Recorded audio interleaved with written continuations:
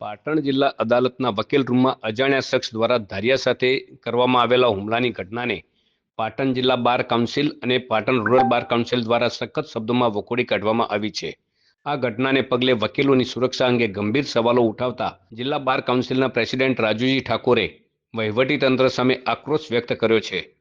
Bar council president રાજુજી ઠાકોરે જણાવ્યું હતું કે વકીલો દેશના પાયાનું ઘડતર છે. જો તેમની સુરક્ષા ન હોય તો દેશની સુરક્ષા જોખમાય છે. આર.ડી. દેસાઈ દ્વારા 10 દિવસ પહેલા જ લેખિતમાં હથિયારધારી પોલીસની માંગણી કરવામાં આવી હતી. તેમ છતાં તંત્ર દ્વારા આ બાબતને ગંભીરતાથી લેવામાં આવી નથી. વકીલો સવારે 10:30થી સાંજના 6:10 સુધી કોર્ટમાં કામ કરે છે, ત્યારે કોર્ટ પરિસરમાં કયા ઇસમ કયા હેતુથી આવે છે તેની પૂરેપૂરી તપાસ થવી જોઈએ. ઘટનાની ગંભીરતાને ધ્યાને રાખી પાટણ જિલ્લા બાર કાઉન્સિલ દ્વારા કડક નિર્ણયો કરવામાં આવ્યા છે.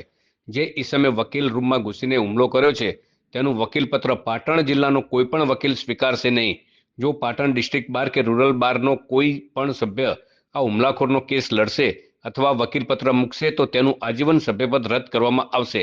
વકીલોની સુરક્ષા માટે પાટણ જિલ્લા પોલીસ વડા, કલેક્ટર અને પીડીજેને તાત્કાલિક અસરથી કડક સુરક્ષા વ્યવસ્થા ગોઠવવા વિનંતી કરવામાં આવી છે.